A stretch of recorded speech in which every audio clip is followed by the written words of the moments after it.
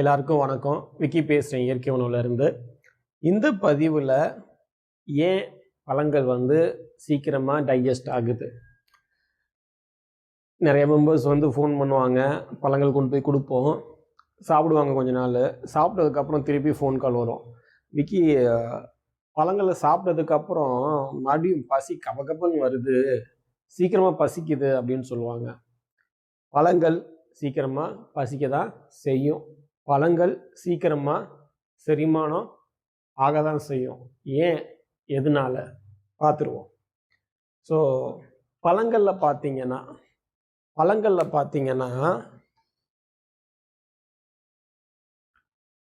ஒரு 70% மேலே, சில பழங்கள்லாம் 80-90% மேலே என்ன இருக்கும்? தண்ணி இருக்கும். தண்ணிங்கிறது நம்ம குடிக்கிற தண்ணி இல்லை, இயற்கையான பழங்களில் உள்ள தண்ணியை சொல்கிறேன். காலைல பழங்கள் வர்றவங்க எல்லாருக்குமே தெரியும் அந்த ஃப்ரூட்ஸில் எவ்வளோ வாட்டர் கண்டென்ட் இருக்கும்ன்ட்டு. இந்த நீர் தான், பழங்கள் உள்ள இந்த நீர் தான் டைஜஷனுக்கு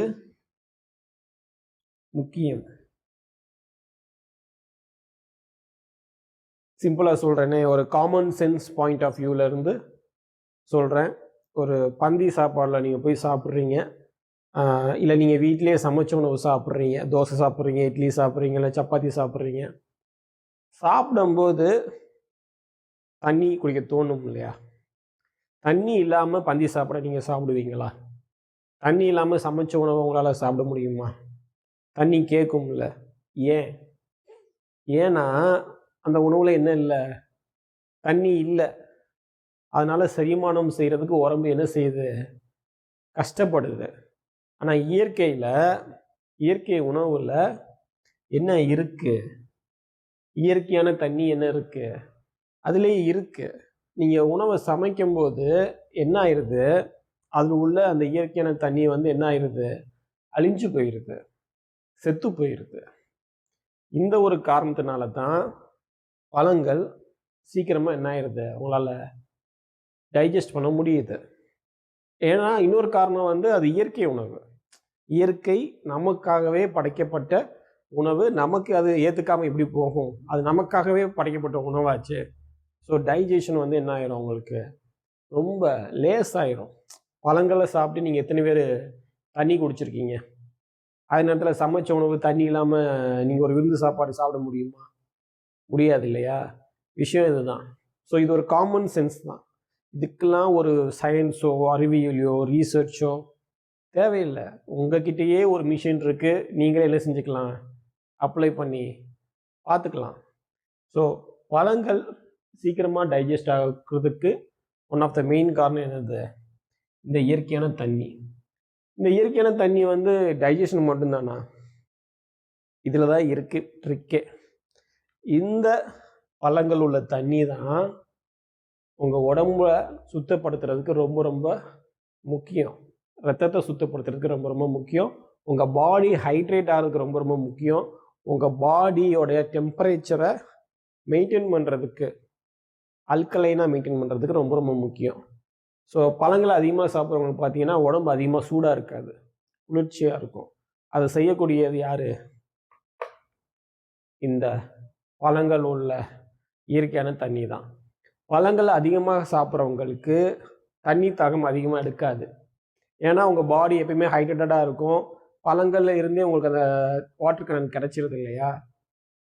சமைச்ச உணவை சாப்பிட்றவங்களுக்கு தான் அதிகமாக தண்ணி தேவை. ஏன்னா டைஜஸ்ட் பண்ணுறதுக்கு தண்ணி வேணும்ல, தண்ணி அதிகமாக வேணும்ல. ஸோ பழங்களை டைஜஸ்ட் பண்ணுறதுக்கு உடம்பு என்ன செய்யாது? சிரமப்படாது. சிம்பிளாக சொல்லணும்னு வச்சுக்கோங்களேன்,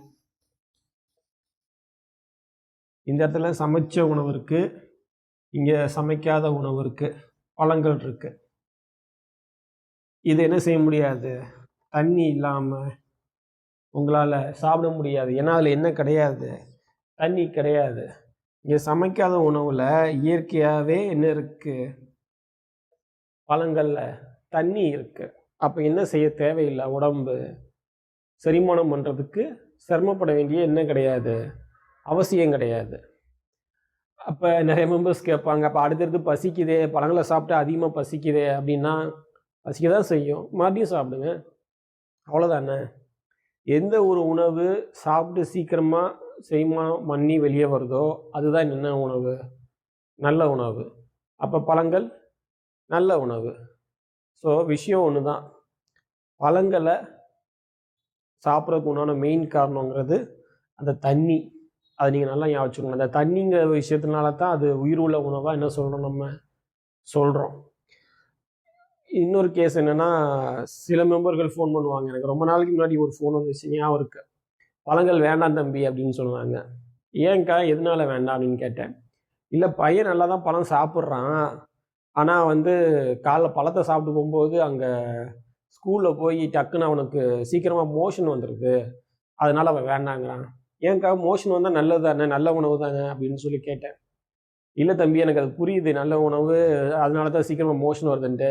ஆனால் அடிக்கடி மோஷன் போகிறதுக்கு வந்து அவன் சங்கடப்படுறான், பீரியட் அப்போ மோஷன் போகணுன்னு சொல்லி கேட்டு போகிறதுக்கு சங்கடப்படுறான் அப்படின்னு சொன்னாங்க. எனக்கு அதில் என்ன சொல்கிறதுனே தெரியல, என்ன கமெண்ட் சொல்கிறதுன்னு தெரியல. அந்த பையனை உணர்ந்துட்டாங்கன்னு சொல்லி சந்தோஷப்படுறதா, இல்லை ஸ்கூல் சிஸ்டம் அப்படி இருக்குது அவங்களால அதை இது பண்ண முடியலன்னு நினச்சி அதை வருத்தப்படுறதா, எனக்கு என்ன செய்கிறதுனே தெரியல. ஸோ விஷயம் ஒன்று தான். பழங்களை அதிகமாக சாப்பிட்றவங்களுக்கு மோஷன் என்ன ஆகும், அடிக்கடி போகும். மோஷன் இன்னும் ரொம்ப ஸ்மூத்தாக போகும். அது உங்கள் எல்லாத்துக்குமே தெரியும். ஸோ இந்த பாடி லாங்குவேஜ், உடம்பு மோஷன் ஃப்ரீயாக போகிற பாடி லாங்குவேஜை வச்சு நீங்கள் என்ன முடிவு பண்ணிடலாம், உங்கள் டைஜஷன் ஸ்மூத்தாக இருக்க முடிவு பண்ணிடலாம். டைஜஷன் ஸ்மூத்தாக இருக்கா இல்லையாங்கிறத நான் சொல்லி நீங்கள் தெரிஞ்சுக்கணும்னு அவசியம் இல்லை. பழம் சாப்பிடும்போது உங்கள் உடம்பு ஃபீல் ஆகிறத வச்சு நீங்கள் என்ன செய்யலாம், ஈஸியாக கண்டுபிடிக்கலாம். ஸோ இந்த பதிவில் ஏன் பழம் சீக்கிரமாக செரிமானம் ஆகுது அப்படிங்கிறத பார்த்தோம். அடுத்த பதிவு வந்து இது சம்மந்தப்பட்ட பதிவு தான். ஸோ அடுத்தடுத்த பதிவுகளில் இன்னும் இயற்கை சார்ந்த விஷயங்களை பற்றி பார்ப்போம். பழங்களை சாப்பிடுங்க, ஆரோக்கியமாக இருங்க. நன்றி, வணக்கம்.